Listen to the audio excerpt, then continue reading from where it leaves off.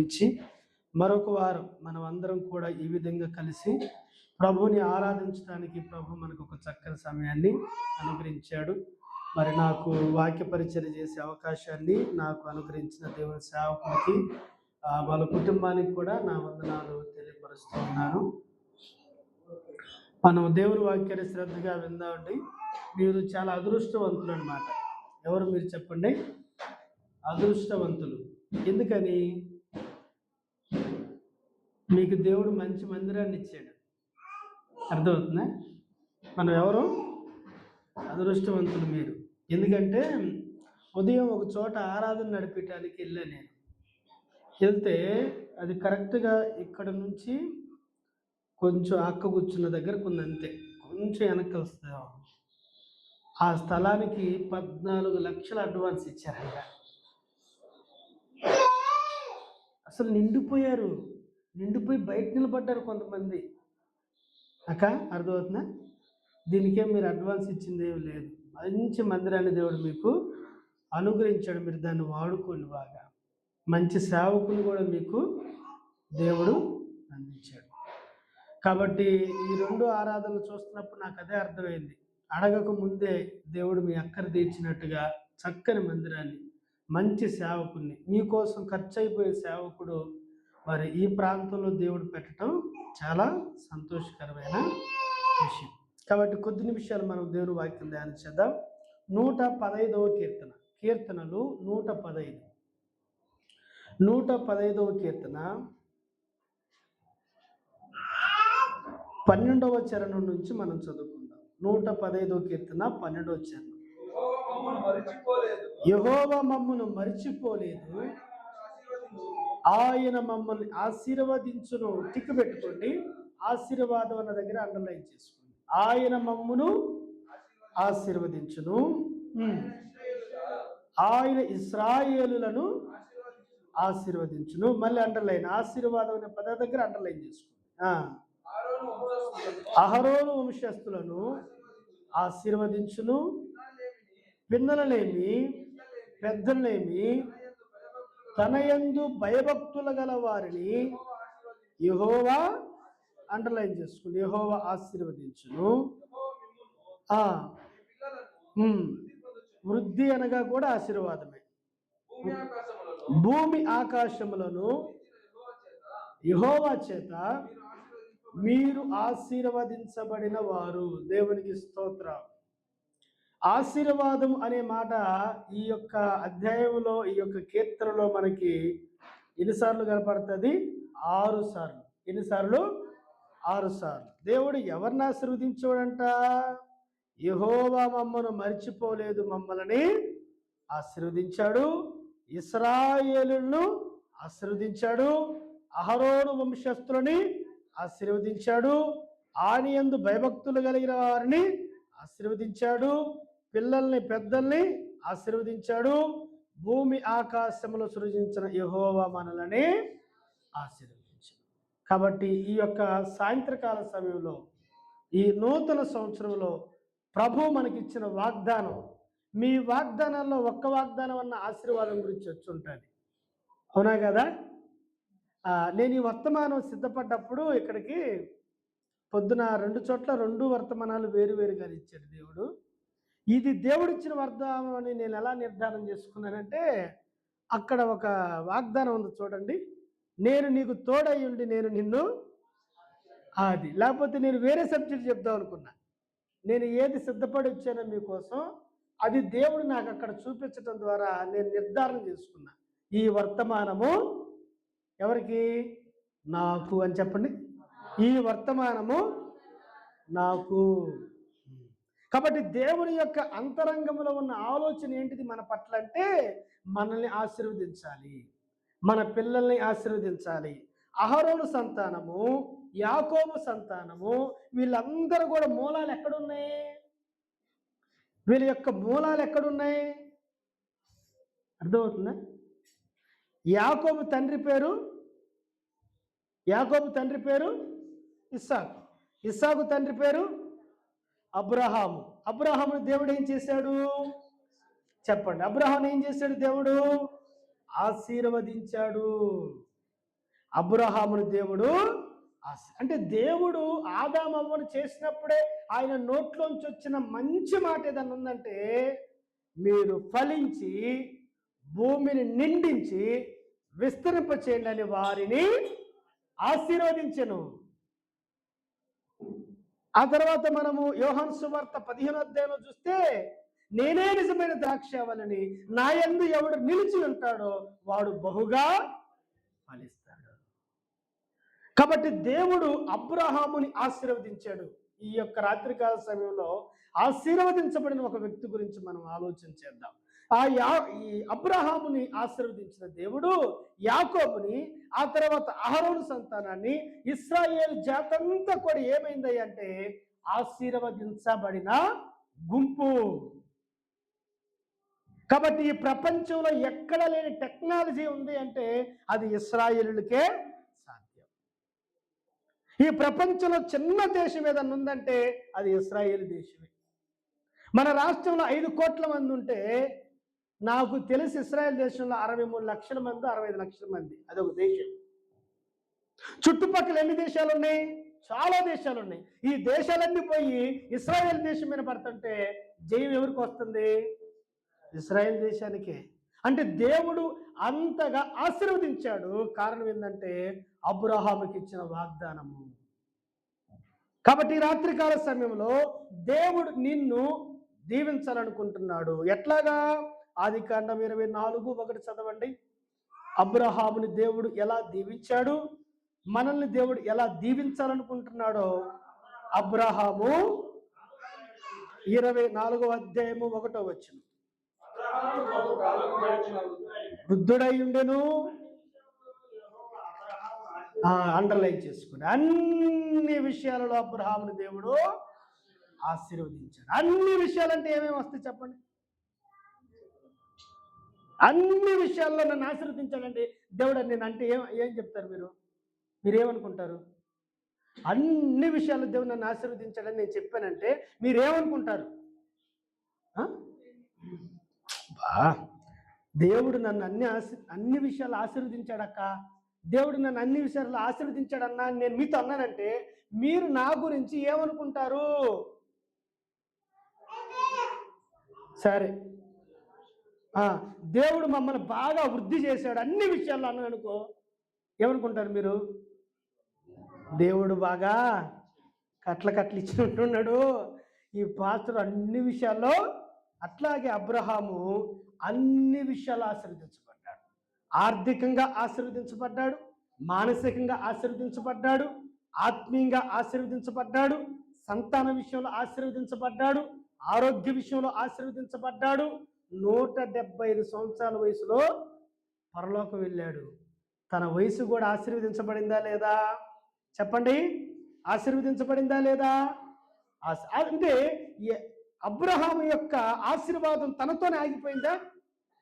ఆగిపోలా. మీరు చూడండి, అప్పుడప్పుడు మనం పనిచేసే చోట కానీ మన స్నేహితుల దగ్గర కానీ వీళ్ళు చాలా బాగా బతికారండి, వీళ్ళు చాలా గొప్పగా బతికారండి, మరి ఇప్పుడేమయ్యారంటే తినటానికి కూడా లేదండి. అర్థమవుతుందన్న మాటలు. వాళ్ళ నాన్న బాగా డబ్బు సంపాదించి అందరికి పెట్టాడండి, కానీ ఇప్పుడు ఏమీ లేదండి. నేను చిన్నూరు వెళ్ళేవాడిని. ఆ చిన్నూరులో ఒక పెద్ద నాకు పరిచయం అయింది. వాళ్ళ ఆయనంట 100 ఎకరాల ఆసాన్ని అందరికీ పంచిపెట్టాడు, ఇప్పుడు వాళ్ళకి ఇల్లు కూడా లేదు. అబ్రహాముకి అలాంటి ఆశీర్వాదాలు ఇవ్వాల దేవుడు.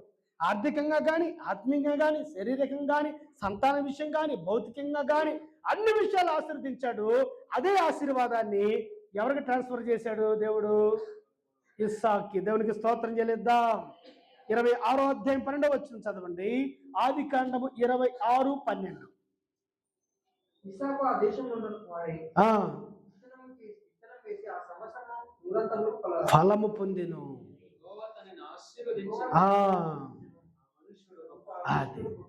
చూడండి, అబ్రహామును ఆశీర్వదించాడు, ఆ ఆశీర్వాదము ఇస్సాకు దగ్గరికి వెళ్ళింది.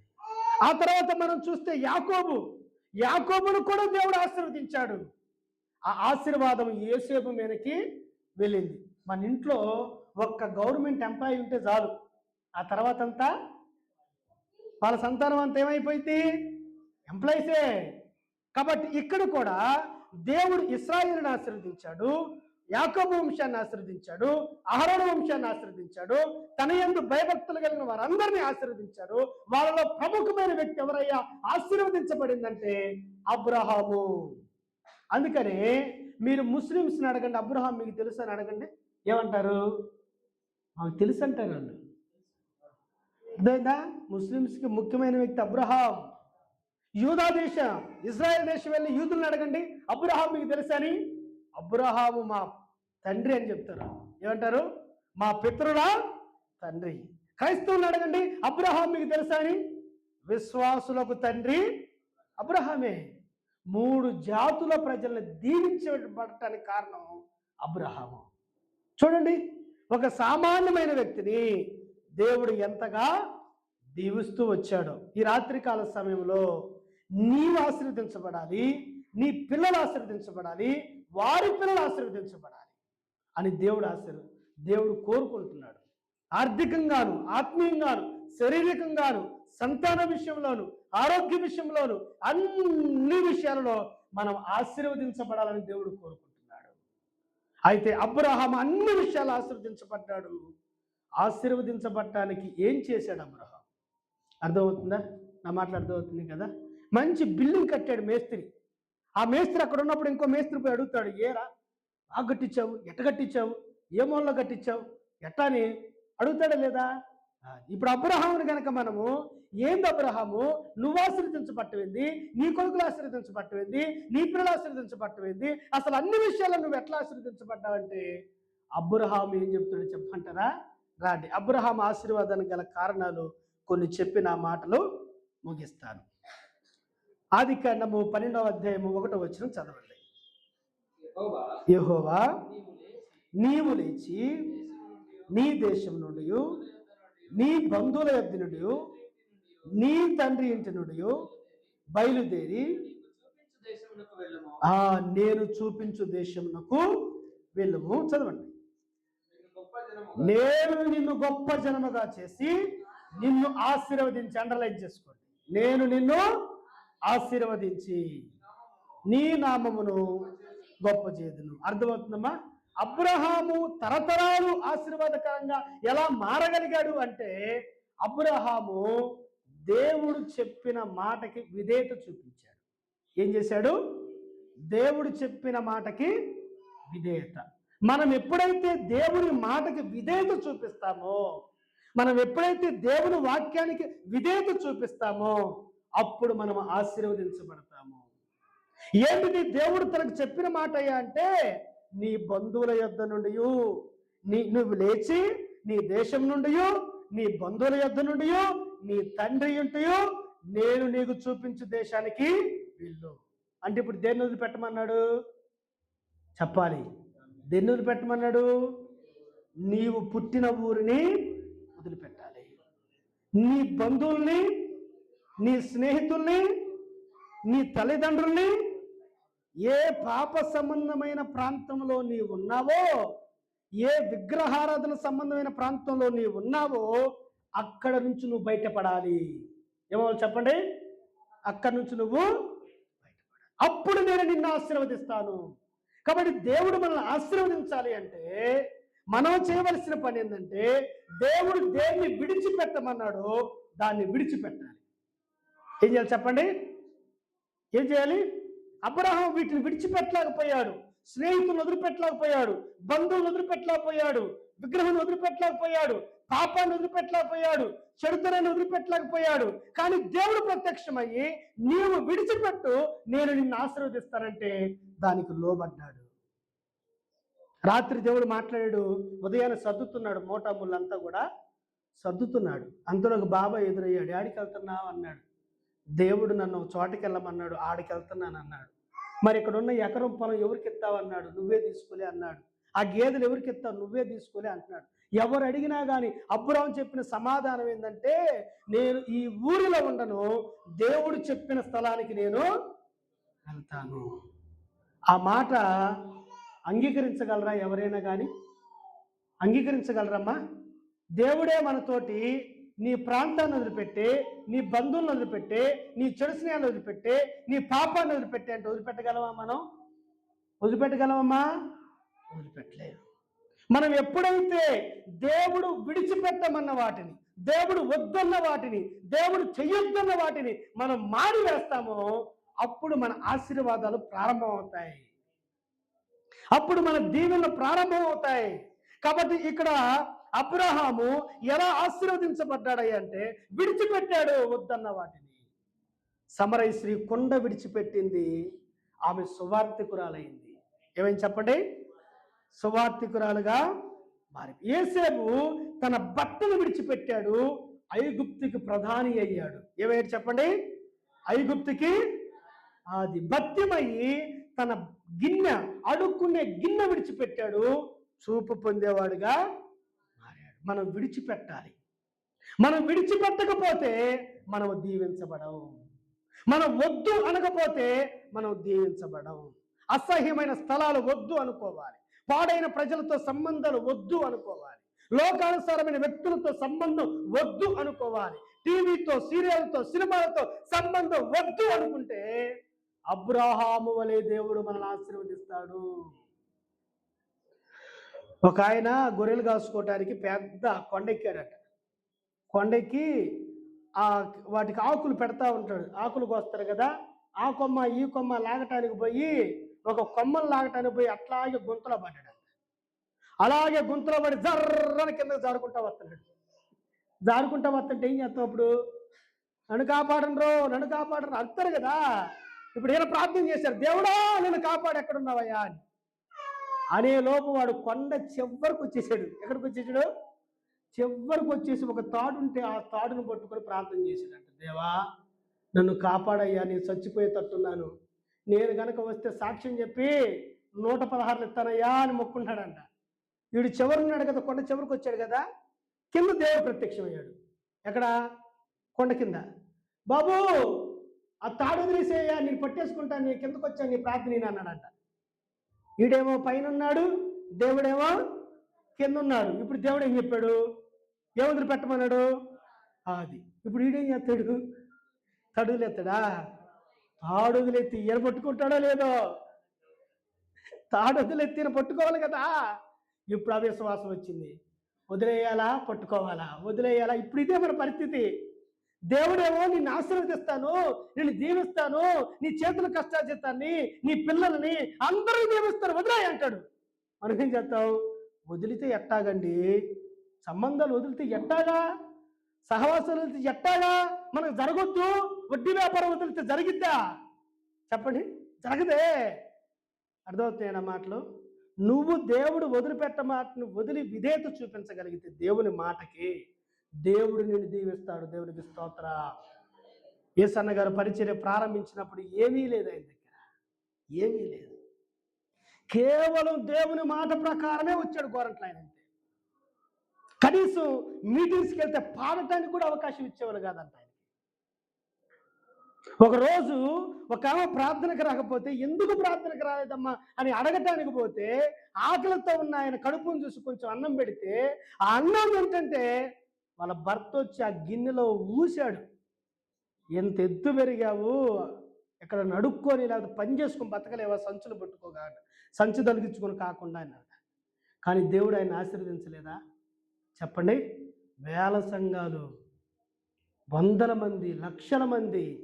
నేను ఎందుకు చెప్తున్నానంటే, మనం ఆశీర్వదించబడకపోవటానికి కారణం ఒకటే, దేవుని మాటకి విధేయత చూపించకపోవటం, దేవుడు వద్దు అన్నదాన్ని వదిలిపెట్టకపోవటం, దేవుని సేవకులు వద్దు అన్నదాన్ని వదిలిపెట్టకపోవటం, దేవుని సేవకులు పోవద్దు అన్నా కానీ ఆయన అట్టే చెబుతాలే పాస్టర్, ఆయనకేముంది, మనం పాదం పని అంటాం. మన ఆశీర్వాదాలు శాపాలుగా మారిపోతున్నాయి. కాబట్టి ఎవరి మాట వినాలి మనం? చెప్పండి, ఎవరి మాట వినాలి? హవ్వ మాట ఆదాము విన్నాడని బైబిల్ చెప్తుంది. ఏమయ్యాడు? హవ్వ మాట ఆదాముని ఏమయ్యాడు చెప్పండి?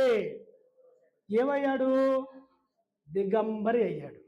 రెబ్కా మాట యాకోబు విని ఏమయ్యాడు చెప్పాలి? మోసగాడయ్యాడు. దెలీలా మాట విని సంసోను ఏమయ్యాడు?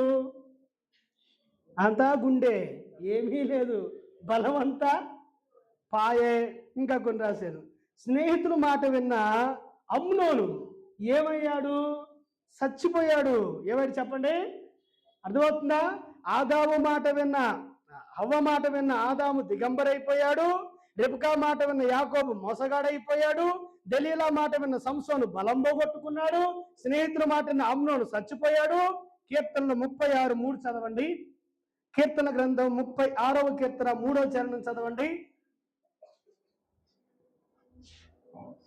వాని నోటి మాటలు పాపమునకును కపటమునకు ఆస్పాదములు. ఎవరి మాటలు? మనుషుల యొక్క మాటలు.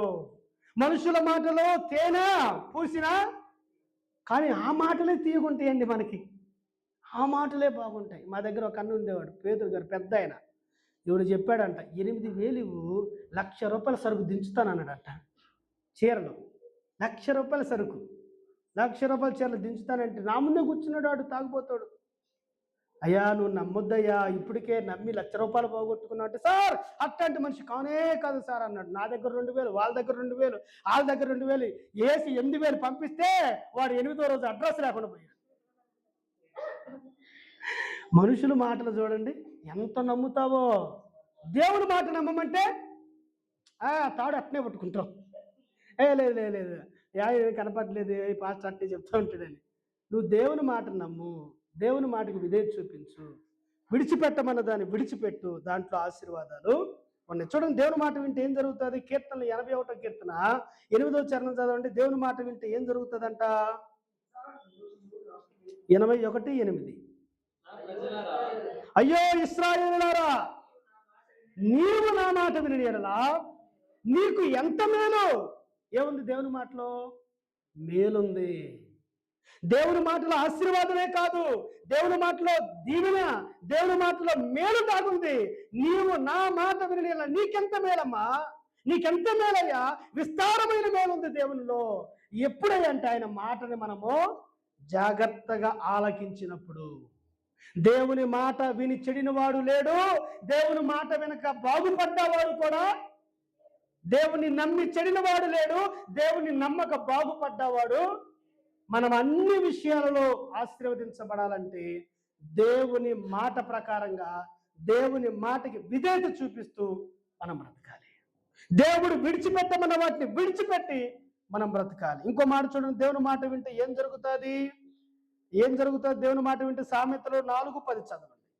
దేవుని మాట వింటే ఏం జరుగుతుంది? సామెతలు 4:10. నా కుమారుడా, నీవు ఆలకించి నా మాట అంగీకరిస్తే నీవు దీర్ఘాయుమంతుడు అవుదువు. దేవునికి స్తోత్రం. దీర్ఘాయువు దేవుని మాటలోనే ఉంది, క్షేమము దేవుని మాటలోనే ఉంది, ఆశీర్వాదం దేవుని మాటలోనే ఉంది, మేలు దేవుని మాటలోనే ఉంది. కాబట్టి మనుషుల మాటల వైపు చూడొద్దండి. నా దగ్గర ఒక పిల్లడు 6 నెలలు ఉన్నాడు. 6 నెలలు వాడు చచ్చిపోతుంటే ఎవరినో ప్రేమించాడంట, ఆ పిల్లడికి డబ్బులు ఇచ్చిందంట, ఆ డబ్బులు తినేసాడంట, ఆ పిల్ల యాంటీ అయిపోయింది. ఇప్పుడు ఈపిని డబ్బులు అడిగితే కొత్త ఫోన్ అమ్మేసి వాడికి డబ్బులు పంపించాడు. అర్థమవుతుందా నేను చెప్పింది? ఆ అమ్మాయికి డబ్బులు పంపించాడు. ఇప్పుడు ఇంటికి పోతే ఫోన్ ఏదైనా అడుగుతారని వాడు ఇంకా నా దగ్గరకు వచ్చాడు. వచ్చిన తర్వాత ఇంకా నేనేం చేశాను, వాళ్ళని అడిగి వీళ్ళని అడిగి ఫోన్ ఇప్పించేసాను. ఇప్పిస్తే వాడు ఏం చేశాడంటే దాంట్లో ఒక యాప్ డౌన్లోడ్ చేశాడు. యాప్ డౌన్లోడ్ చేశానా, ఈ యాప్లో 3,000 కడితే తెల్లారేసరికి 16,000 అవుతాయన్నా అన్నాడు. ఎంత? మా హాస్టల్ పిల్లలందరూ కట్టారన్నా, ఇదిగో చూడన్న ట్రాన్సాక్షన్ 500 కట్టారు, తర్వాత 1000 రూపాయలు వచ్చినాయి. ఇదిగో 300 కడితే 800 వచ్చిందన్న, కట్టన్నా అంటున్నాడు నన్ను.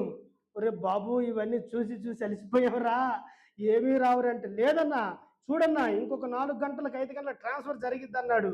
ఇంక తెల్లారింది, తెల్లారి డబ్బులు రాలా, మొత్తం పోయినాయి. హాస్టల్లో ఉన్న పిల్లల డబ్బులు అంతా యాప్ కొట్టేసింది. ఆ తర్వాత మళ్ళీ ఆదివారం వచ్చాడు. ఏమైందిరా అంటే, ఏమైందన్నా మొత్తం మోసం జరిగిందన్నా.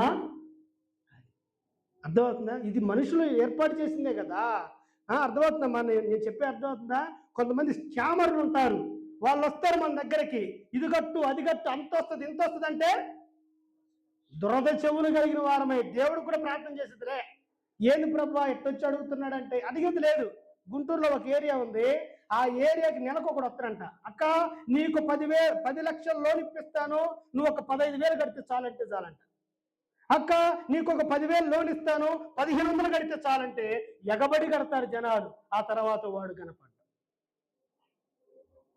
మనుషుల మాటకి ఇచ్చినంత విలువ, మోసగాళ్ళకి ఇచ్చినంత విలువ, పాడు చేసేవాడికి ఇచ్చినంత విలువ, దొంగలకి ఇచ్చినంత విలువ దేవుని వాక్యానికి ఇవ్వకపోవటం వల్లే మనం అన్ని విషయాల్లో వృద్ధి చెందలేకపోతున్నాం.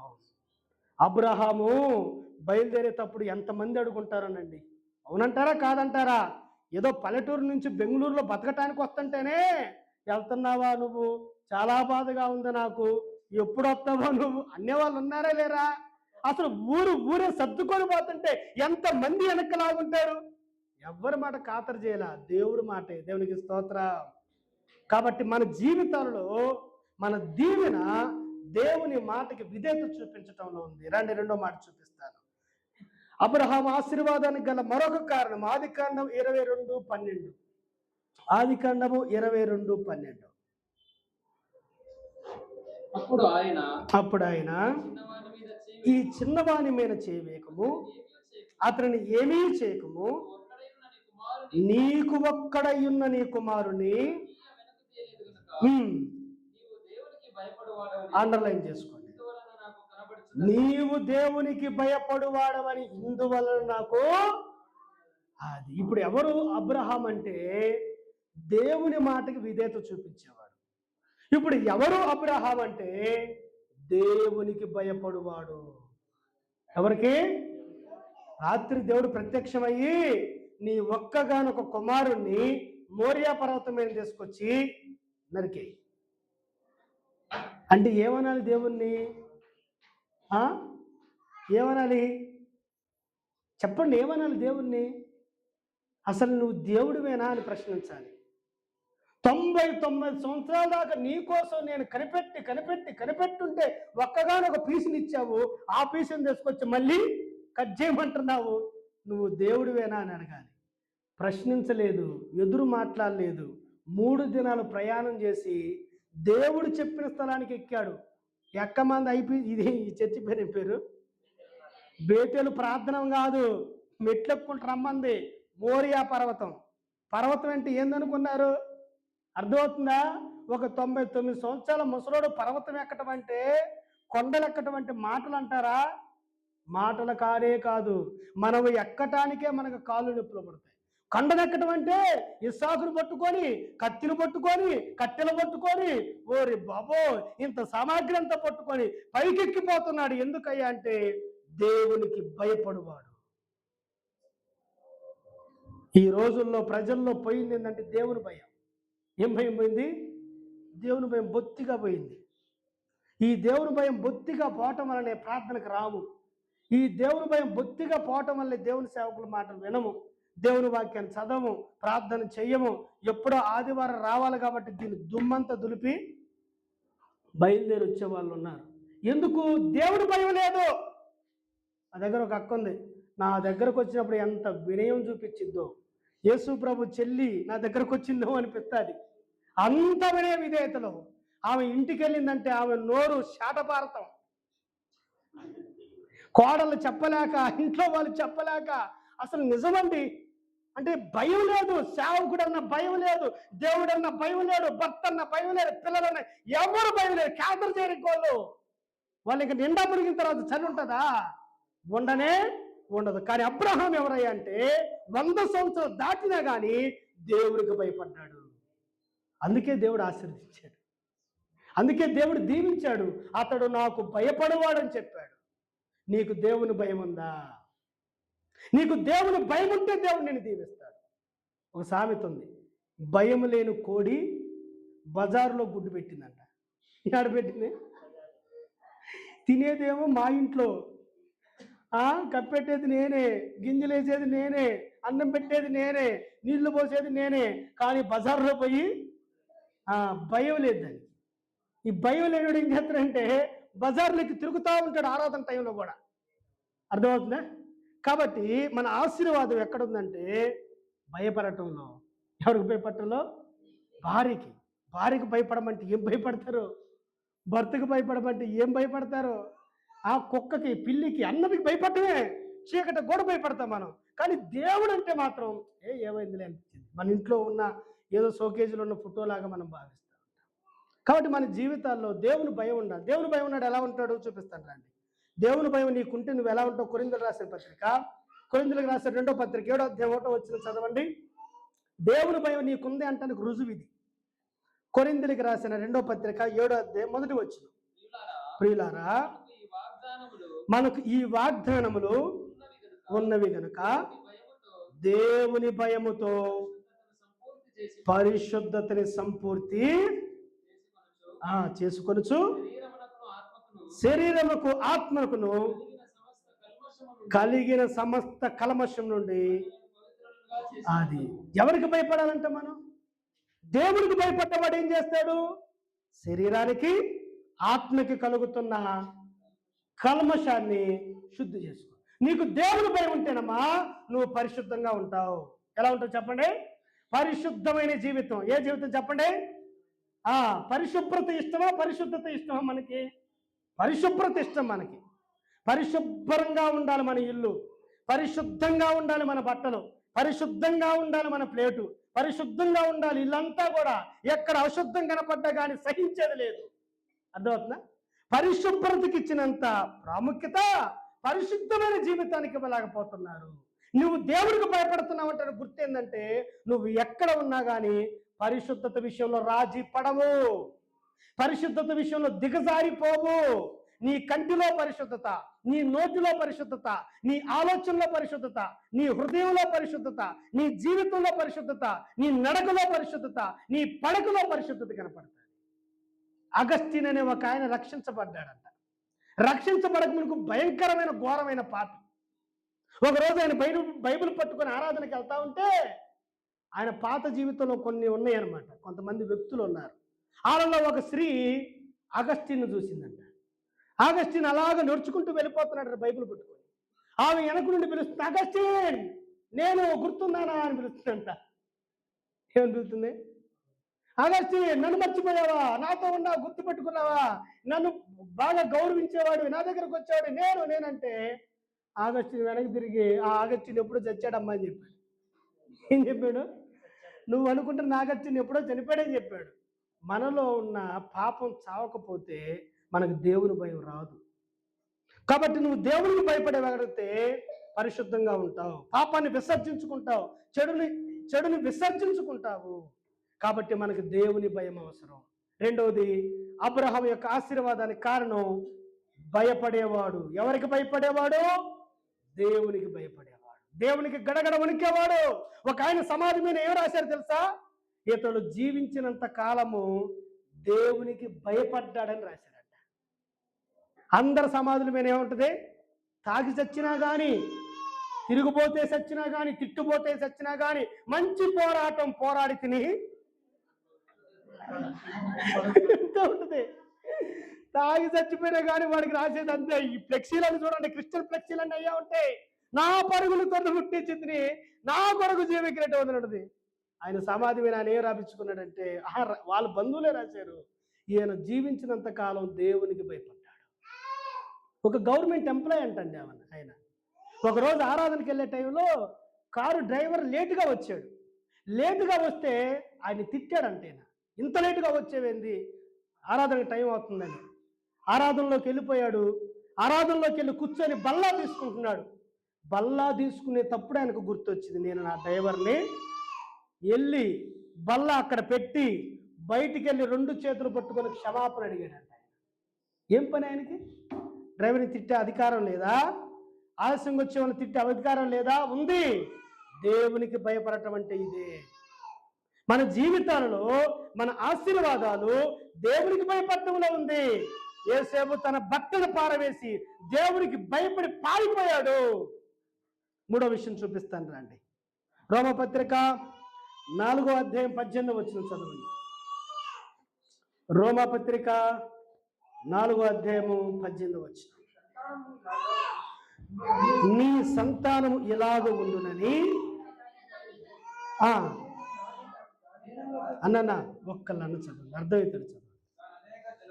తాను అనేక జనములకు తండ్రి అగునట్లు నిరీక్షణకు ఆధారము లేనప్పుడు నిరీక్షణ కలిగి నమ్మెను. ఏం చేశాడంట? నిరీక్షణ కమాయిడు చూడండి. నిరీక్షణకి ఆధారం లేనప్పుడు నిరీక్షణ కలిగి నమ్మెను. మరియు అతడు విశ్వాసమందు బలహీనుడు కాక రమారమి 100 ఏళ్ల వయసు గలవాడై ఉండి అప్పటికి తన శరీరం మృతతుల్యమైపోయిందంట. ఏమైపోయింది? మృతతుల్యమైపోయింది. శారా గర్భము మృతతుల్యమైందని ఆలోచించను గాని అవిశ్వాసం వలన దేవుని వాగ్దానం గురించి సందేహింపక. మూడోది ఏంటిది అంటే దేవుణ్ణి విశ్వసించాడు. ఏంటిది? దేవుని మాట విన్నాడు, దేవునికి భయపడ్డాడు, దేవుని యందు అసంచలమైన విశ్వాసం, నమ్మిక ఉంది. ఎలాంటి పరిస్థితుల్లో? నిరీక్షణకి ఆధారమే లేదు. దేవుడు 75 సంవత్సరాలు పిలిచాడు అబ్రాహాముని. అబ్రాహాము నీ ఊరు వదిలిపెట్టు, నీ బంధువులు వదిలిపెట్టని 75 సంవత్సరాలు పిలిచాడు. పిలిచినప్పటి నుంచి దేవుడు ఏం చెప్తున్నాడు తెలుసా? అమ్మా చూడండి, దేవుడు ఏం చెప్తున్నాడంటే ఆకాశం వైపు చూడని చెప్పాడు. ఆకాశం వైపు చూస్తే నక్షత్రాలు లెక్క పెడతావా అన్నాడు. నేను లెక్క పెట్టలేనయ్యా అన్నాడు. అంతమంది పిల్లల్ని ఇస్తానండి దేవుడు. ఎంతమందిని? ఆకాశ నక్షత్రాన్ని. అయిపోయా 80 సంవత్సరాలు అయిపోయా. ఇప్పుడు 90వ సంవత్సరం వచ్చింది. 90వ సంవత్సరం వచ్చినాక సముద్రం దగ్గరికి తీసుకెళ్ళాడు. సముద్రం దగ్గర తీసుకెళ్ళి ఆ ఇసుక గుప్పెడితో పట్టుకున్నాడు. పట్టుకుంటే వాటిని లెక్కేస్తావా రేణులే అన్నాడు. నేను లెక్కేలేనయ్యా అన్నాడు. అప్పుడు 100 సంవత్సరాలు అయిపోయింది. 75 సంవత్సరం నుంచి 100 సంవత్సరాల దాకా చెప్తానే ఉన్నాడు పిల్లల్ని ఇస్తానని. పిల్లల్ని ఇచ్చాడా? ఇవాళ కొత్తగా పెళ్ళైన వాళ్ళకి 1 సంవత్సరం 2 సంవత్సరాలు దాటంగా టెన్షన్ వచ్చేసిద్ది. మా అత్తమ్మ ఏమంటదో, మా మామ ఏమంటాడో, కనపడిన వాళ్ళందరూ ఏమ్మా ఏమన్నా విశేషమా అని అడుగుతానే ఉంటారు. ఎంత భయం! వీళ్ళకి మాత్రం 100 సంవత్సరాలు వచ్చినా కానీ దేవుని యందు విశ్వాసం మాత్రం చెలించిపోలేదు. నిరీక్షణకు ఆధారం లేదు. డాక్టర్ దగ్గర పోతే ఏం డాక్టర్ గారు మాకు పిల్లలు పుడతారంటే, పిల్లలు పుట్టేది ఏంటారు నాయన, గర్భసంచి అంతా పోయిందిరా బాబు అని చెప్తుంది. నాకు పిల్లలు పుడతారా అని అబ్రహాం అడిగితే నీకు పిల్లలు పుట్టేదని తోలు ఇంత పొడుగు లాగుతుంది స్పాంజీలాగా, ఇంకా నీ దగ్గర బలమే ఉందని అంటున్నాయి. కానీ అబ్రహాము శారాలు దేవుణ్ణి విశ్వసించారు. అద్భుతం ఏం చెప్పమంటే మనం సేవకుడు చెప్తుంటే విన్నాను. శారాకు దేవుడు వాగ్దానం చేసి 100వ సంవత్సరంలో గర్భఫలాన్ని ఇచ్చాడు. గర్భఫలం ఇచ్చిన తర్వాత ఇప్పుడు శారా ఏమైంది? గర్భం వచ్చింది కదా. గర్భం వచ్చినప్పుడు నెల నిండే కొద్ది ఏమవుతుంది? పొట్ట బయట కనపడుతుంది కదమ్మా. కనపడతా ఉంటుంటే 100 సంవత్సరాల వృద్ధురాలు గడుపు పట్టుకొని ఊరంతా తిరుగుతూ ఉంటే ఎట్టుంటుంది? అందరూ అనుకుంటున్నారంట, అమ్మాయి అబ్రహాం భార్యను చూసావా, అబ్రహాం భార్యకి పెద్ద క్యాన్సర్ గడ్డ వచ్చిందే అని చెప్పుకుంటున్నారంట. ఏమొచ్చింది? క్యాన్సర్ గడ్డ. ఊరే ఈ వయసులో, చచ్చిపోయే వయసులో క్యాన్సర్ గడ్డ రావటం ఏంది? అయినా అది అంత పెద్దగా ఉంటుంది. పిల్లలు పెద్దలు అందరూ అడిగేదే, ఏమమ్మా ఏమైంది నీకు అంత గడ్డ పుట్టింది, డాక్టర్ దగ్గరికి వెళ్ళలేవా అంటే చాలా ఏమనాలి ఇప్పుడు? ఇది గడ్డ కాదు బిడ్డ అని చెప్తుంది. చప్పులు కొట్టండి. ఏం చెప్తుంది? ఇది గడ్డ కానే కాదు, ఇది బిడ్డ అని చెప్తుంటే అందరూ ఏం చెప్తున్నారు? అది ఏ క్యాన్సర్ పుండోనమ్మా, ఇంతలా ఉంటుంది అంతలా ఉంటుందని ఎన్ని వికిలి శాస్త్రాలు చేసి ఉంటారు.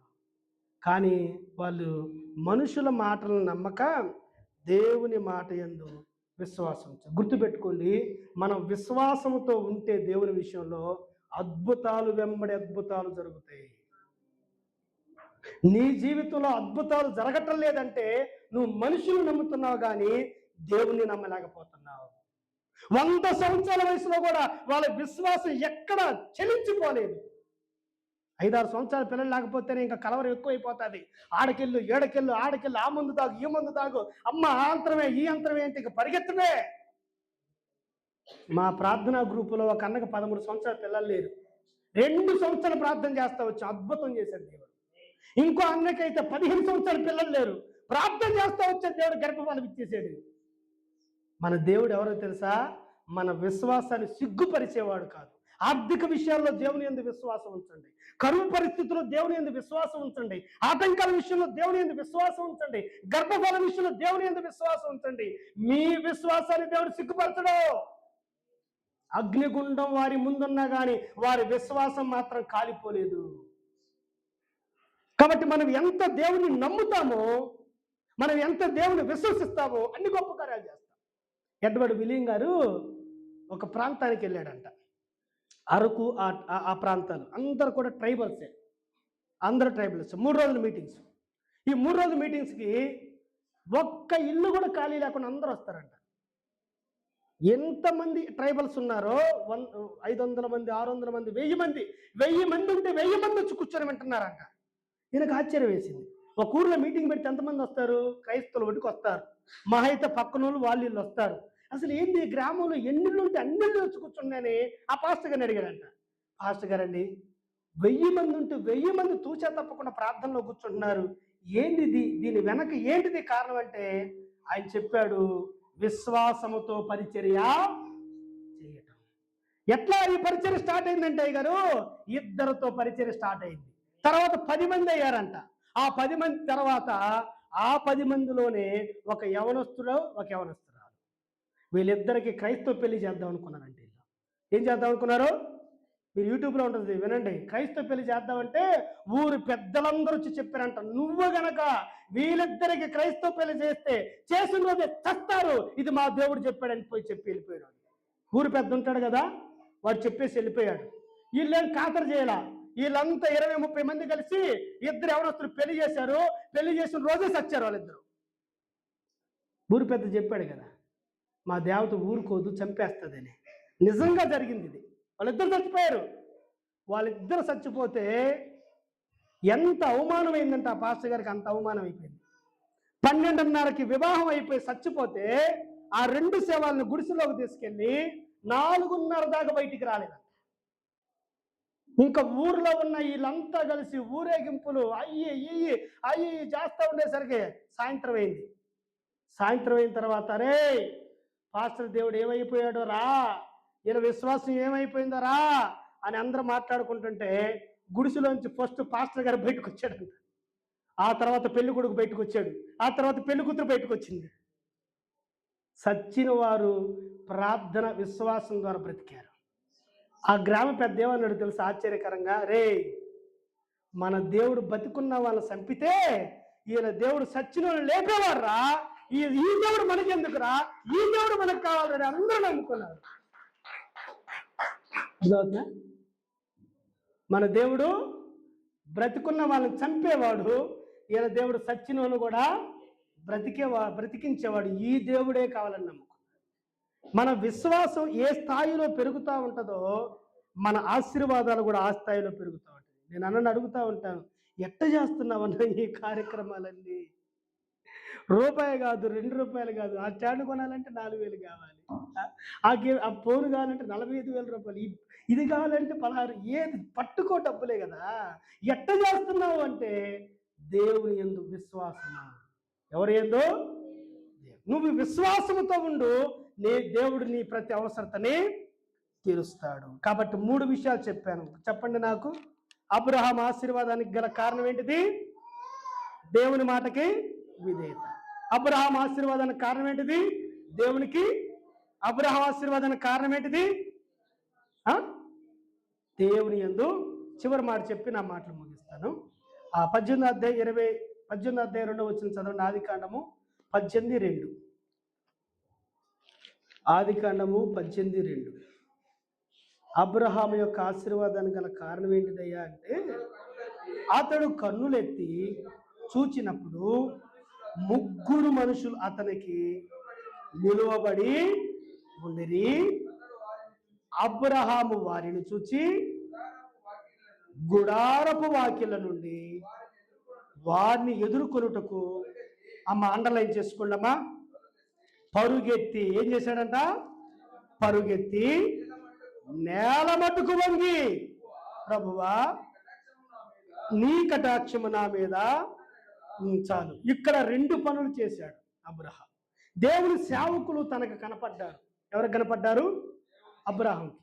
3 దేవుని దూతలు అబ్రహాం కనపడ్డప్పుడు 120 సంవత్సరాలు 100 సంవత్సరాల వయసులో ఉన్న అబ్రహాము పరిగెత్తుకుంటా వెళ్ళి నేల మటుకు వంగి వాళ్ళకి నమస్కారం చేసి వాళ్ళని గౌరవించాడు, వాళ్ళకి ఆతిథ్యం ఇచ్చాడు. అబ్రహాం యొక్క ఆశీర్వాదం ఎక్కడుందో తెలుసా? దేవుని పిల్లల్ని గౌరవించటంలో, దేవుని పిల్లలకి మర్యాద ఇవ్వటంలో, దేవుని పిల్లలకి ఆతిథ్యం ఇవ్వటంలో, దేవుని పిల్లల అవసరతలు తీర్చటంలో అబ్రహాం యొక్క ఆశీర్వాదాలు అంత అంత వయసులో ఉన్న నేల మటుకు వంగటం అంటే మాట్లాంటారా? ఎడన్నా పాస్టర్ కనపడితే ఎట్ట చేస్తాం మనం? ఈ సందులో పాస్టర్ కనపడితే ఆ సందులోకి పోతాం. ఈడ పాస్టర్ కనపడితే ఓ ప్రైజ్ పాస్టర్ అంటాం. అవునా కదా? మర్యాదగా మచ్చనంగా మాట్లాడే రోజులు ఉన్నాయంటారా మనకి? క్యాజువల్గా ఉంటామండి. సేవకులు అంటే క్యాజువల్గా ఉంటాం. ఎందుకంటే మేము కూడా క్యాజువల్గానే ఉంటాం మీతోటి. ఇక్కడే వచ్చిన సమస్య. అర్థమవుతుందా? కొంతమంది ఏం చేస్తారు తెలుసా? బౌండరీస్ పెడతారనమాట. బౌండరీస్ పెడతారు. అది దాటి యువతలకు రాకూడదు నువ్వు. ఇది దాటి నువ్వు యువతలు రాకూడదంటే గడ్డ వణుకుతా ఉంటారు వాళ్ళ దగ్గర. మేమేమో అందరితో మమేకం అయిపోతా ఉంటామా? ఏమైంది నా పాస్టే కదా అనుకుంటా ఉంటాం. ఆయన మీద దేవుని అభిషేకం ఉన్నది గుర్తుపెట్టుకుందాం. దేవుడు ఆయన సేవకు పిలిచాడు గుర్తుపెట్టుకుందాం. దేవుని ప్రత్యక్షత ఆయనకుంది గుర్తుపెట్టుకుందాం. ఆయన ప్రార్థన చేస్తే అద్భుతాలు జరుగుతాయి గుర్తుపెట్టుకుందాం. అబ్రహాము యొక్క ఆశీర్వాదము ఆతిథ్యములోను, అబ్రహాము యొక్క ఆశీర్వాదం దేంట్లో తెలుసా? సేవకుల్ని గౌరవించడంలో ఉంది. అసలు వాళ్ళు చూడగానే గుడారం లోపలికి వెళ్ళి తలుపులు వేయాలి. ఏమి చెప్పండి? ఎట్టో పాస్టర్ వెళ్తా ఉంటే మొన్న పొట్టిగా ఉండి ఆయన చనిపోయాడు చూడండి. ఆయన వెళ్తున్నాడు, జోసెఫ్ అని వెళ్తా ఉంటుంటే వాళ్ళ ఇంట్లో పప్పలు చేస్తున్నారంట. పప్పలు చేస్తా ఉంటే వాళ్ళ మనవడు ఉంటే ఓయ్ పాస్టర్ గారు వస్తున్నారు అనేసరికి ఏ పని లేదు పాస్టర్ గారికి. మొత్తం తీసి కింద నువ్వురా లోపల అందంట, మంచం కింద మొత్తం తీసి పాస్టర్ గారు వస్తున్నాడు గబ్బా సర్ది పెట్టింది నీట్గా. పాస్టర్ గారు రాగానే వందనాలు పాస్టర్ గారు, ప్రైజ్లాడ్ పాస్టర్ గారు అని అంటా ఉంటే ఆయన కూడా కూర్చొని వందనాలు చెప్పే లోపు ఈ మనవడు వచ్చాడు. పాస్టర్ గారండి మీరు వస్తున్నారని మా నాయనమ్మ పప్పలన్నీ తీసి మంచం కింద పెట్టేసిందండి. ఉరుక నేను పెడతాను రా అదంట. ఏమి పప్పలు ఇస్తే పాడైపోతావా? ఏమైనా అవుతావా చెప్పండి? ఇంకొక ఇద్దరు భార్య భర్తలు వాళ్ళు ఇంకా మేధావులంట. పాస్టర్ గారు వస్తా ఉంటుంటే ఏమే పాస్టర్ గారు వస్తున్నాడు, మధ్యాహ్నం దాకా పోడు, మధ్యాహ్నం దాకా ఉంటే భోజనం పెట్టాలి, ఆడ పెడతా మనము, పాస్టర్ గారు వచ్చేలోపు ఇద్దరం తన్నుకున్నట్టు యాక్షన్ చేద్దాం ఉన్నాడంట. ఏం చేశారు? పాస్టర్ గారు వచ్చేలోపు ఇద్దరం తన్నుకున్నట్టు నువ్వు నా చుట్టు పట్టుకో, నేను నీ చుట్టు పట్టుకుంటాను, ఈ దెబ్బగా పాస్టర్ వెళ్ళిపోతాడు అనుకునేసరికి పాస్టర్ గారి దగ్గరకు వచ్చేసరికి అదే జరిగింది. భార్య భర్తలు ఇద్దరు జుట్లు పట్టుకొని నువ్వా నేనా అంటే పాస్టర్ గారు వెళ్ళిపోయాడు. వెళ్ళిపోయిన తర్వాత మాంతంగా కింద కూర్చొని మాట్లాడుకున్నారంట. ఏం యాక్షన్ చేసావు అమ్మాయి నువ్వు, సూపర్ అని చెప్తుంటే నువ్వు కూడా బాగా యాక్షన్ చేసావండి.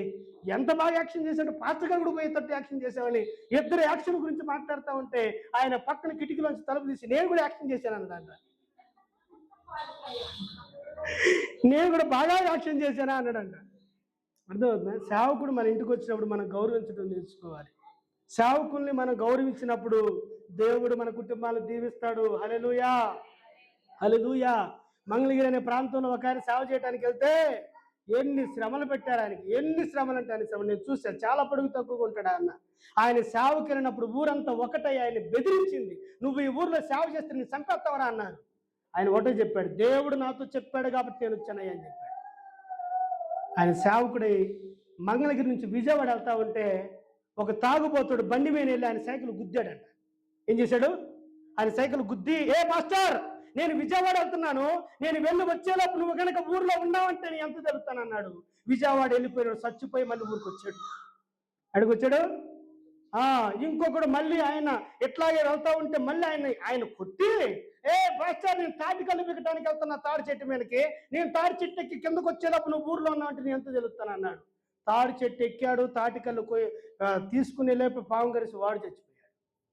ఆయన మందిరం కడతా ఉంటుంటే ఆ స్థలంలో రాత్రికి రాత్రే ఒక 50 మంది తాగుబోతులు పోయి అశుద్ధం చేశారు.